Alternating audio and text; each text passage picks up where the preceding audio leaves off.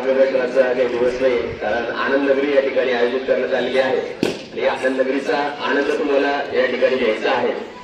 की स्वामी समर्थ विद्यालयामध्ये आज या ठिकाणी आनंद नगरीचं आयोजन करण्यात आलेलं आहे। सन्माननीय व्यासपीठावरती सन्माननीय मंडळी या ठिकाणी आहेत। आमचे शब्दसाहित्री साहित्य प्रतिष्ठानचे सर्व शिलेदार, त्यानंतर असोसिएशन सायकलिस्ट असोसिएशनचे आमचे डॉक्टर जगताप सर आणि सर्व सन्माननीय मंडळी आणि विद्यार्थी मित्रांनो, की स्वामी समर्थ विद्यालयामध्ये विद्यार्थ्यांना एक शैक्षणिक ज्या काही गोष्टी आहेत त्यासोबतच इतरही उपक्रम प्रामुख्याने या ठिकाणी राबवले जातात हे आम्ही नेहमीच या ठिकाणी बघत असतो आणि मुलांना एक व्यवहारिक ज्ञान यावं यासाठी या आनंद नगरीचं या ठिकाणी आयोजन करण्यात आलेलं आहे। त्यासोबतच जे काही पदार्थ या ठिकाणी विकले जातील त्यातून विद्यार्थी पदार्थ खरेदी करून आपला एक आनंद या ठिकाणी साजरा करणार आहे आणि त्यासाठी मी तुम्हाला सर्वांना या ठिकाणी खूप खूप शुभेच्छा देतो आणि या आनंद नगरीचा प्रत्येकाने या ठिकाणी आनंद घेतला पाहिजे। काही पदार्थ विकून आनंद घेऊन जर काही जर पदार्थ खरेदी करून या ठिकाणी आनंद घेणार आहे तुम्हाला या ठिकाणी शुभेच्छा।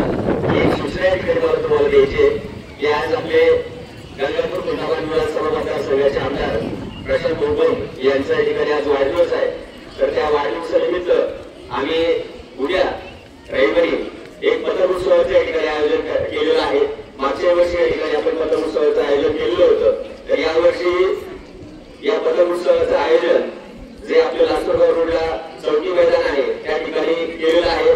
यामध्ये एका पहिली ते 10वीचे विद्यार्थी त्यामध्ये सहभागी होऊ शकतात। यासाठी आपल्याला काय करायचं आहे तर एक कागदी पतंग बनवून आणायचं आहे आणि त्या कागदी पतंगावर जर तुम्ही काही सामाजिक संदेश वगैरे या ठिकाणी लिहिला असेल तर तुमचा तो सामाजिक संदेश तुमची पतंग उडवण्याची कला या धडावरून या ठिकाणी आपण त्या मुलांना बक्षीस देणार आहोत। त्यासोबतच जे विद्यार्थी सहभागी होतील त्यांना प्रमाणपत्र सुद्धा या ठिकाणी दिलं जाणार आहे। मागच्या वर्षी मला वाटतं सर आपण एक बक्षीस दिली होते, तर नक्कीच या ठिकाणी आपल्या शाळेचे विद्यार्थी त्यामध्ये सहभागी होतील आणि त्यासोबत एक महत्वाची गोष्ट म्हणजे मांडे वापरायचा नाहीये, साधा धागा आपल्याला या ठिकाणी वापरायचा आहे। तर जास्तीत जास्त विद्यार्थ्यांनी उद्या सकाळी 10 वाजता चौकी मैदान या ठिकाणी या उपक्रमात पतंगोत्सवाच्या उपक्रमामध्ये नक्कीच सहभागी